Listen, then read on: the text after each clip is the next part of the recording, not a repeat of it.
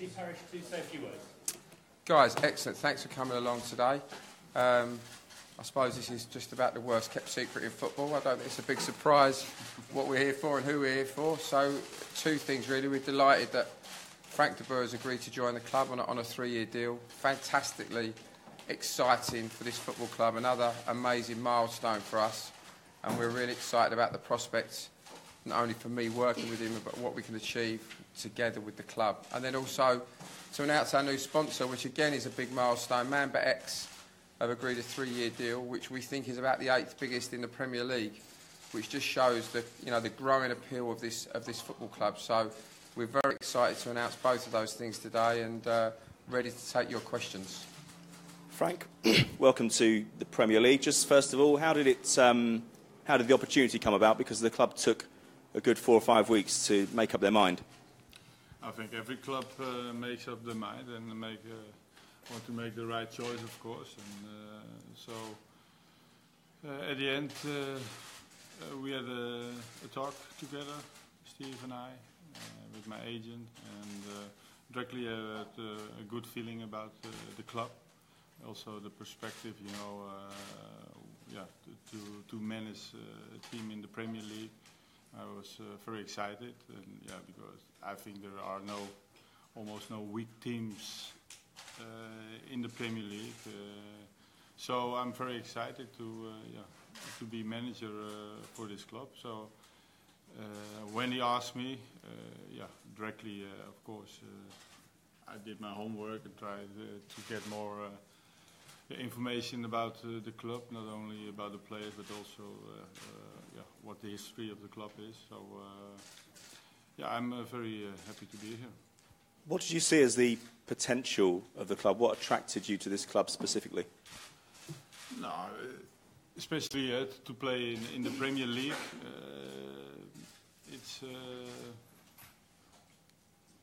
It's a club that still can grow further and further. Because every English club in the Premier League can spend a lot of money, so there's the possibility to do something well with that money.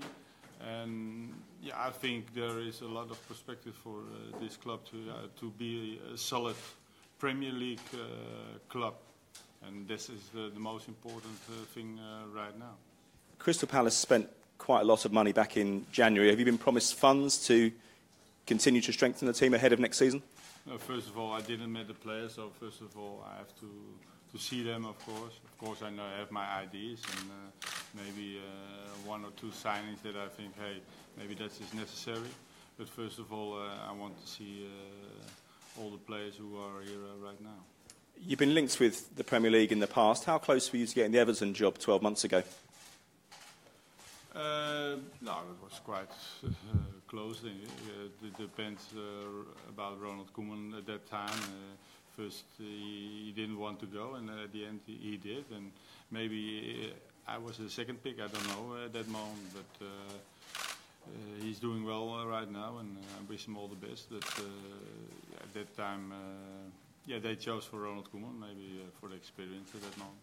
And just looking ahead to next season, have you been made aware of has it been made clear to you what the targets are to next season, what would constitute success? No, especially that we're going to be a solid Premier League club team and not to struggle for relegation, of course. That's the main target, of course. And what we can do more, that's nice. But first of all, to be a very solid Premier League club. I think you'll be the 5th permanent manager here in 4 years. What makes you think you can achieve above and beyond what your predecessors did? I think every manager who steps in thinks the same. I have confidence with the team who's around me and the players that we can build a solid club with this organisation and the people around it. You're an overseas manager, of course. We have many in the Premier League. Do you see this club as a stepping stone? We've seen a lot of overseas managers come here, spend a year, 18 months at one of the clubs in the bottom half of the Premier League and then move on to something bigger. Is that how you see it? No, I don't want to think about it. I'm focusing on this job right now, and what happens in the future, that's not important. The only thing that I'm concerned is to make Crystal Palace a very solid Premier League club, and that's my only concern. And what time will bring, we will see. But for me, I want to stay. I signed for 3 years, so normally I want to stay for 3 years. That means that it's going well. And Steve, could I ask you, how surprised were you by Sam Allardyce's departure? Because presumably you weren't expected to be in this position so quickly. Yeah, it was a little bit surprising, although I think, we felt that Sam probably was going to re-evaluate his position at the end, and I would just take this opportunity to thank Sam for the work that he did. I really enjoyed working with Sam. I've been lucky that he's enabled me to consult with him on the new appointment. So I've had a couple of conversations with him over it of what we should do and who we should pick. So, it was a bit of a surprise, but it was the right time for him to say it. Got us through to the end of the season, kept us in the division, did a brilliant job. As I say, I really enjoyed working with him, and he'll be welcome back at this club, any time. So what it did do is everything's an opportunity. One door closes, another one opens, and this is the first time in my 7 years at the club where I've had any time to really evaluate what we wanted to do. So worked with the head of recruitment here, with Josh, with David. We drew up a list. We looked at how we want to play, how we play now, what the style of the managers was. And of course, it takes time. People are all over the world. I went to see Frank in Ibiza, and we flew people in from other parts of the world to see us. So these things do take time. But I think, this was the week to get somebody in. We start testing the players on Friday. You'd have seen there's a few players back already, some of the injured guys. We've got a pre-season tour to Asia, a few things to iron out. So I think this gives Frank, all the time that he needs, really, to get to know the squad, and then obviously work with me and the team here to see who we need to bring in. Frank talked about what attracted him to Crystal Palace. What attracted you to Frank, and how did he explain what happened at Inter last season? It was 3 months that didn't go particularly well. Yeah, look, I think we've always been a club that's been about young talent. Still at the heart of this team. Johnny Williams you'd have seen wandering around outside, who maybe slightly forgotten sometimes, but was at the Euros with Wales, when they got to the semi-finals, was part of our playoff winning team. We've got Wilfried Zaha as a talisman for the team. Youth has always been an important part of what we do. And Frank's renowned for bringing on young talent, number one, so that was very exciting. Obviously, then the conversation I had with him, the amount of effort that he'd made to look at the club, to look at the staff, to look at how we played, what he told me about, the importance of winning matches before necessarily exactly how you play, particularly in the Premier League. All of those things were unbelievably impressive when I sat down with him. And perhaps the most important thing for this one was 2 or 3 days after we met, Frank's agent rang me and said, you'll see a story in the paper that this club are interested in Frank. We have had a call, but just to let you know, he's not interested in going there, he just wants to come to Crystal Palace. Now, normally in these situations, you see a manager, it gets out, then everybody gets interested because you're interested, and then it's a big bun fight. In this situation, Frank made it very clear that, having met me and spent time with our head of recruitment, that he felt that this was a great opportunity for him. So that meant a lot to me also. You must have had a chance, even at this early stage, to discuss transfers with Frank. Are you interested in a couple of players you've been linked with, Iheanacho and Volkan Sen at Fenerbahce? Iheanacho I know, because he scored against us. The problem is, guys, we send people all over the world like everybody else does. People send us player ideas. They talk to people at the club. Somebody at the club might say, yeah, that's interesting to us. There's only one person that decides the playing personnel at the club in the end, and that's the manager. So whoever we might or might not be trying to keep tabs on before the manager's here is irrelevant, really, because the only deal that we did outside of having a manager was Wilfried Zaha. Now, I think it's fairly clear to say that probably helped us get the manager. One of the things that Frank said to me when I met him, and indeed a lot of the other people I met, was we've got an exciting group of players. We've got a very, very exciting front line to come into. Benteke, Townsend, Kabay, Zaha. So outside of that, we've really been waiting for the manager to come so Frank could decide, and he's got some ideas of some people that he knows which will fit the things that he wants to do, and that's what's important, not what I want or what the head of recruitment wants. We're just there to provide options for Frank in what he wants to achieve.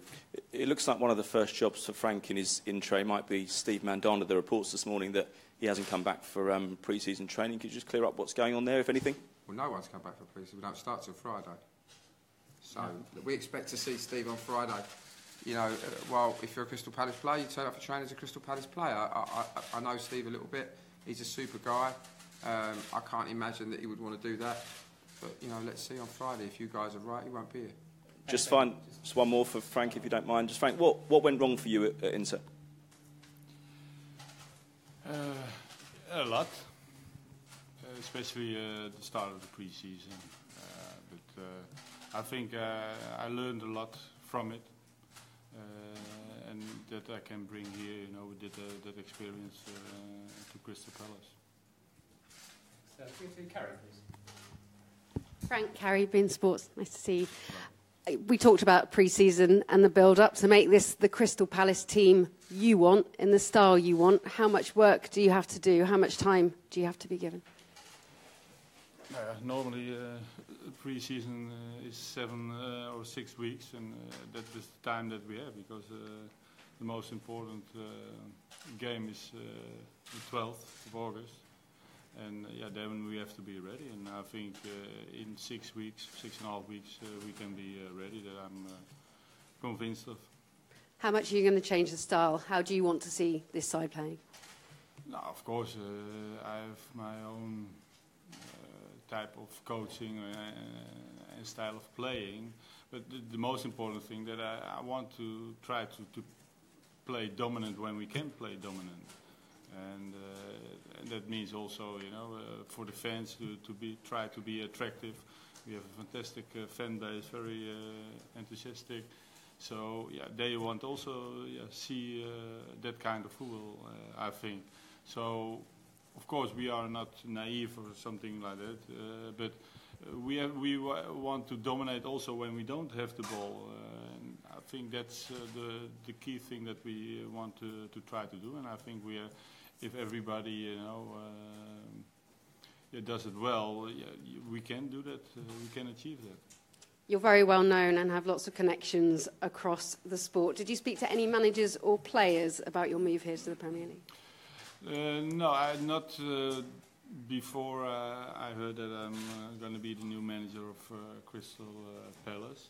Before, for example, I already spoke with Van Gaal few months ago, just to have an informal talk, you know, what's the experience when you maybe are a Premier League coach, that kind of, what do you have to think of, and that kind of thing. So Van Gaal is always very good to me, and we have always contact, and he was the first one who congratulated me with this new job, and in this exciting football world, he said.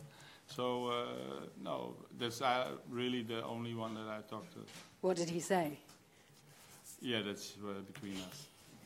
Any hints? The headline? What was the key? No. I think he gives some good tips, but that's for me. We've seen how much you've brought players through and how you've built great allegiances with them, that Eriksson took his time and stayed with you until he came to the Premier League. When you saw that Wilfried Zaha is so invested in this community, was that a big plus to coming here? Yeah, he can be a key player, or he is maybe already one of the key players of this squad. So yeah, it's nice to see that, you know, that he loves to play for Crystal Palace, and that he wants to be that key player, still wants to be that key player. And that's that kind of players you want to, if you go to see a game, you want to see that kind of players. And I think he can be a very important player for us. Is the youth strategy very important to you? Steve, talking about the research you did. I think they are famous about the youth academy. They have raised good players, so I will, you know, give youth the opportunity when they are good enough, and I will be interested to see how talented the players are, and if they, you know, already can have, you know, some. Make hours on the training pitch with the first team, that should be fantastic. That gives also confidence to the academy that they think we have an opportunity to come in the first team, and that gives a lot of spirit for the academy. When Martin Jol, he didn't spend much time to see the youth academy or give players chance. Ajax is famous of the academy, so when I had the feeling when I came there that young players wanted to leave because we don't get the chance, and I wanted to bring that back to here, or I want that feeling here. It'll be a priority for you. I think it's important, also DNA for the club, that the fans know, hey, this is my home town boy, like Sahaj. Can I get just the last one? Your view on your opening first 4 matches. You got 2 home games against what would be relegation battlers, one promoted side in Huddersfield, and then of course Swansea. And then your 2 away games are just at Anfield against Liverpool and at Burnley. As you'll know, they have a fearsome home record. No, but of course, it's very important to start well, and it's crucial maybe for the whole period of the season. And but that every club knows that, and you see a lot of teams who started very well, and they think they have enough points, and then it's enough, and that's why it's also for us as a club so important that we start well and give confidence also for the squad that we are staying on the doing the right thing at that moment, sitting on the right track. Hi Frank, Adam from Reuters. You mentioned there's no bad sides in the Premier League. How are you going to approach it differently to maybe the Dutch League, where, with the greatest respect, there's 2 or 3 sides that are all going to be competing for the title, but in the Premier League, famously, bottom can sometimes give top a very good game? The intensity is the most difference between the Dutch League and the Premier League. That's also easy to explain because they are much more experienced here. When you're 24, you're here young normally, and when you're 24 in Holland, you're old. That's the difference.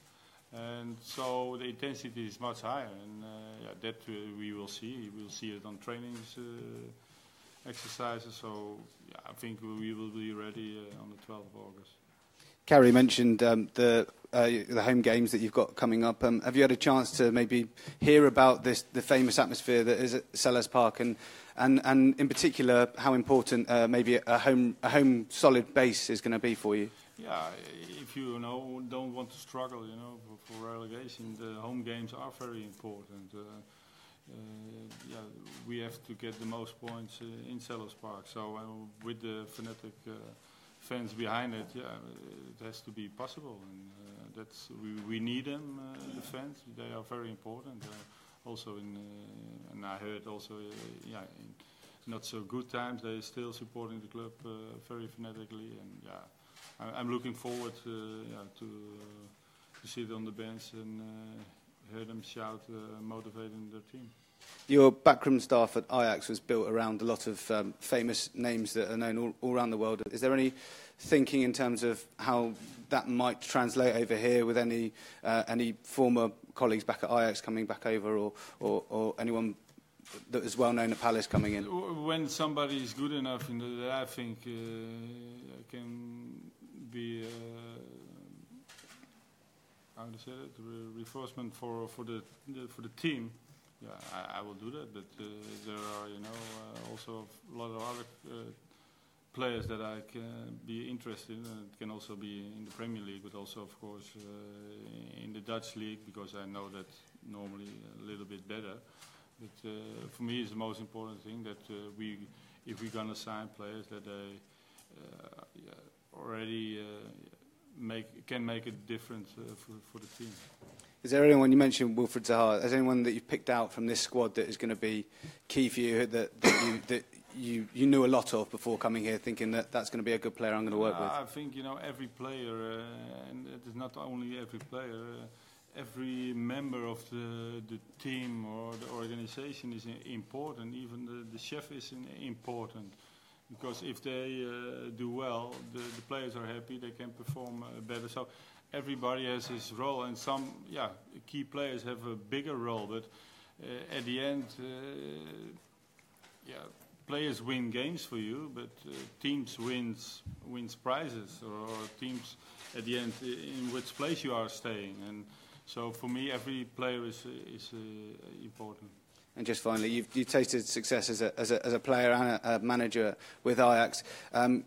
Contrast that with the disappointment of missing out on the title with Ajax, and obviously what happened at Inter Milan. What do you take from those two types of things, and do you feel like you've only got any sort of point to prove here? Well, first of all, a lot of energy, because I'm very excited to start again. And what I already said, it was already tough. You knew when you start, you do your pre-season in the season. That's quite tough. The organization around was quite tough. So,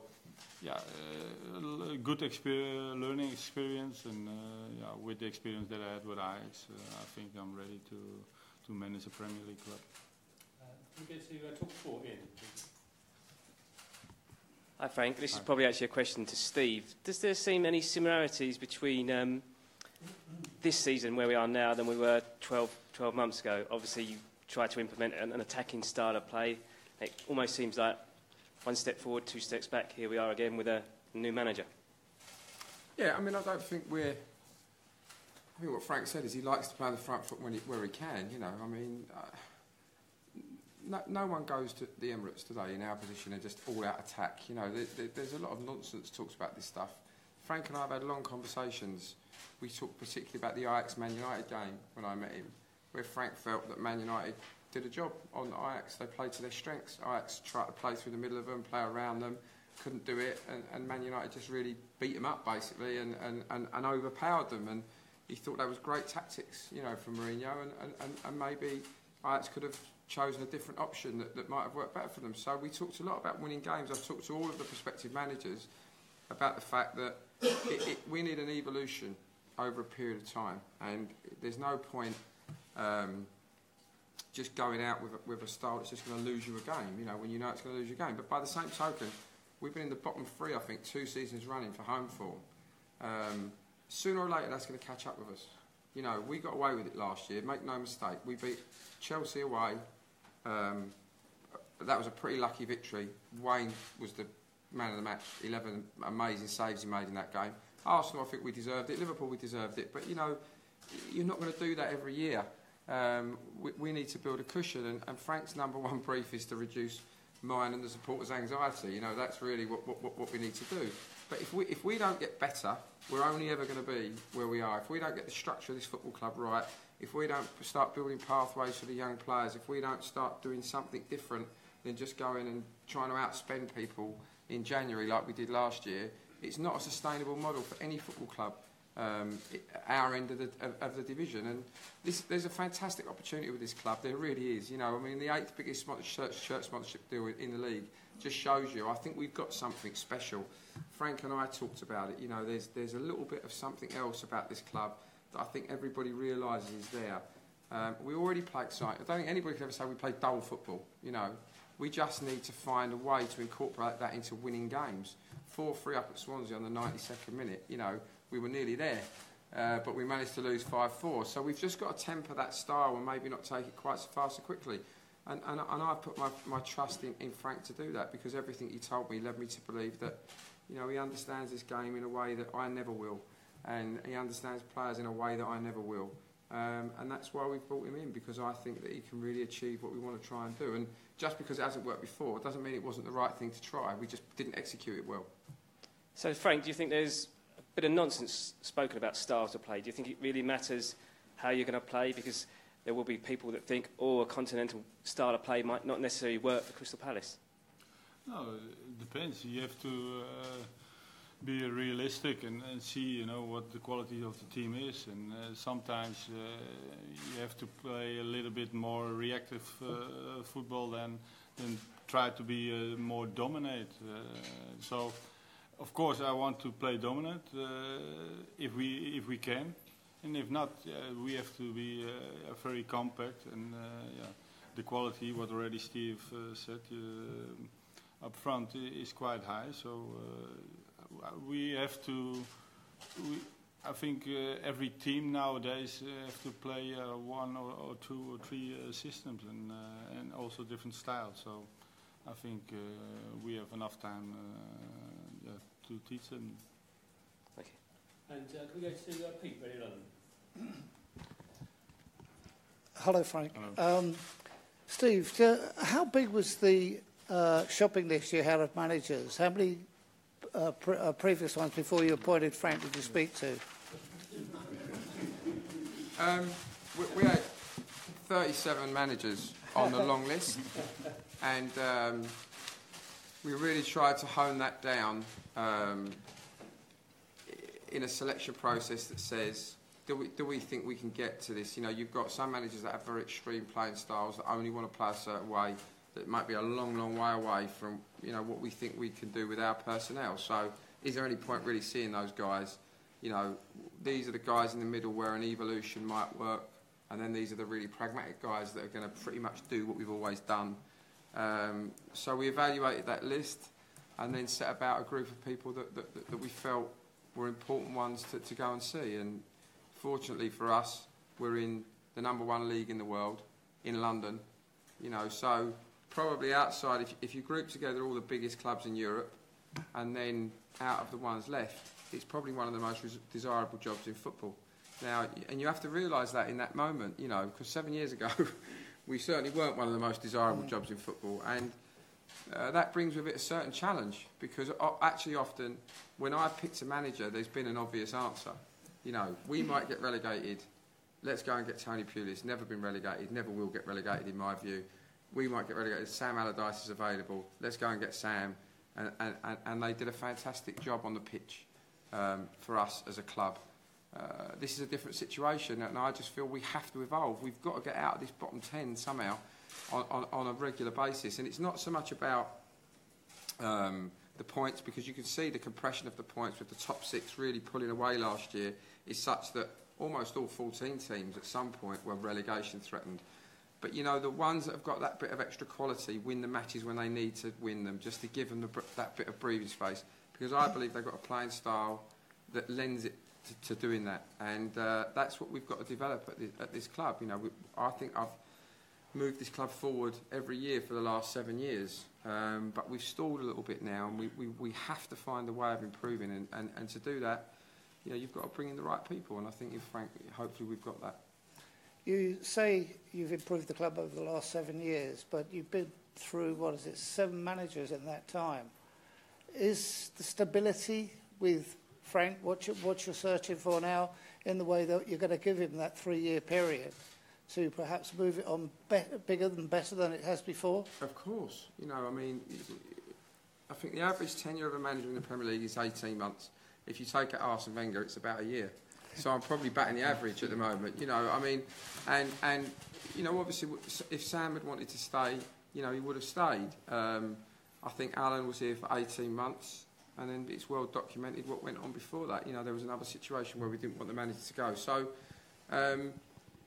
it's one of those kind of leagues. The spotlight is on it. The pressure is huge. We all know that going into it. But of course, when you look at what Frank has been exposed to through his footballing career, you know, the absolute epitome of almost the perfectly run club in some ways is Ajax, isn't it? From you know, the system, the process they have. Actually, it lost its way slightly when Frank went there. You know, 7 years without the title, and he brought the 4 titles in a row, nearly the 5th one. So, you know, he not only has experience of how to create a winning football club, not only experience of the whole of world football, the respect of world football, but also the knowledge of how a football club really functions well from beginning to end. You know, it's going to be difficult if Frank says, well, this is what we did at Ajax, for me to not think that that's a pretty good idea. So, of course, if we can implement that slowly over a period of time, that's what we want to do. But we all know we have to win football matches. You know, this division is relentless and hard. And as a backdrop to that, the #1 priority is the first team and winning football matches. So that's what we've got to put our first priority on. And Frank, is managing in the Premiership the biggest challenge that every manager wants in his career, particularly foreign managers? No, I think, you know, a friend of mine congratulated me, you know, to be a Premier League manager. I said, you can be very proud. You're one of the 20 managers of the Premier League, the biggest football league in the world, and you can be very proud. And I feel the same way. It's fantastic that I, you know, can be a manager of a fantastic club, and I'm looking forward, you know, to start. Following the broadcast section, we have Fabian. Hi there, thank you. Fabian from SFR Sport. Welcome, Frank. I know this is still very early on and you've just arrived, but Mamadou Sakho made a huge impact for Crystal Palace last season, although just on loan from Liverpool. Just wanted to know if he was part of your plans for next season, if he's a player that you would like to keep. He was certainly impressive and important last season. Yeah, we will look what we need. First of all, I have to see all the players first. You know, they have a very good opinion, of course. I see I see a lot of games, and also see with all data you have right now to see also only highlights from players. So I know a lot about the team. But still, you know, it's different when, you know, there is a new manager in town, and